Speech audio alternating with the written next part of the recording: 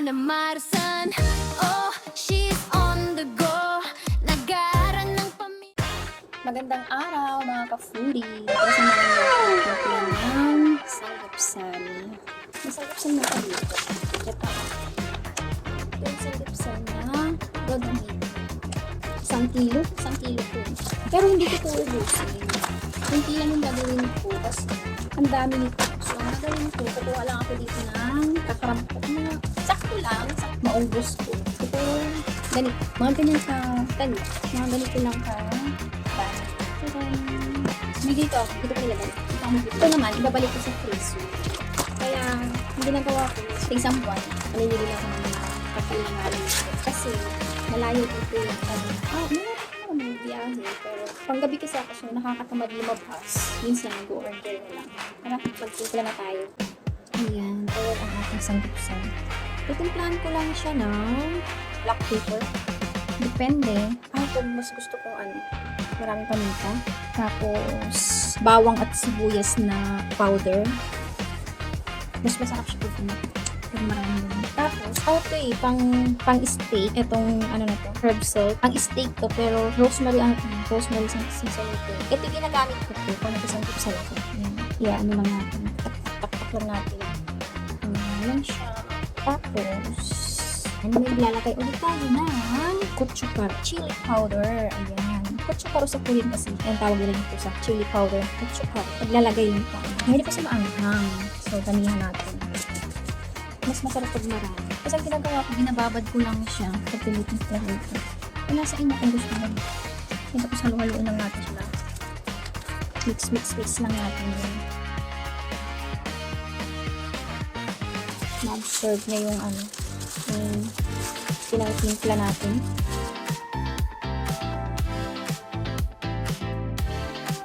Tapos kung sa tingin mo kulang sa inyo yung timpla, paminta or yung powder ng bawang at sibuyas, sa inyo kung dadagdagan dito.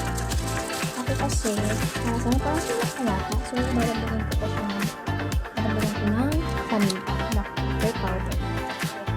Minsan kasi pag naniwala ka ng oras, galing ka sa panggabi, pagod ka yun, gusto mo nang matulog. Ito yung madalian ng minuto. Prepare mo sa ilamin mo. Babad ko lang siya ng ganyan, mga 5 to 10 minutes. Para sa akin, okay na yan, ganyan. Simpleng lang, simpleng timpla. So, sa may mga kasama sa bahay, or may mga kids, sulit na sa kanila to. Maghahanda lang kayo ng kapartner nyo dito, like lettuce, or ano man gusto nyo gulay, cabbage, pwede yun yun. Tapos, kimchi. Ako kasi, kimchi lang ang meron ako dito. So, yan ang papainitan ko ng kawali. Sa kawali ko na lang ito kasi minsan ini-air fry para mas mabilis. Gutom ng lola nyo.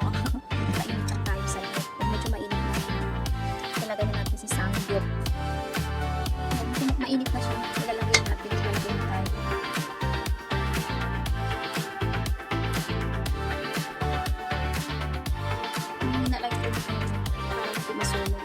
Magmamantika na lang siya.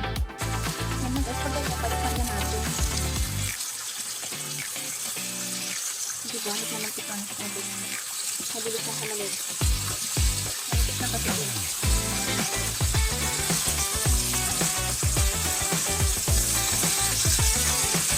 Naamoy din na ba? Sagutin mo yung amoy niya.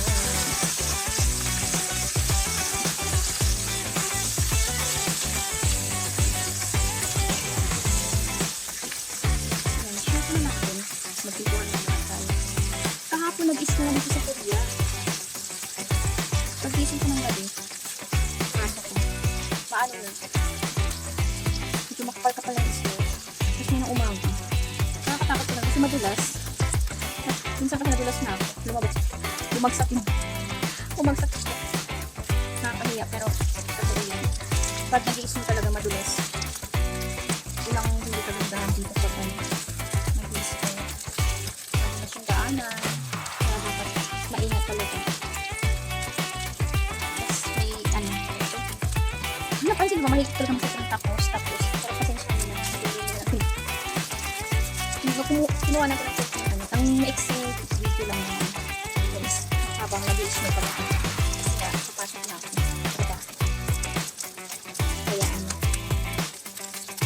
dahil sa inyo. Dahil yung ano, hindi naman ganun ka yung aking review.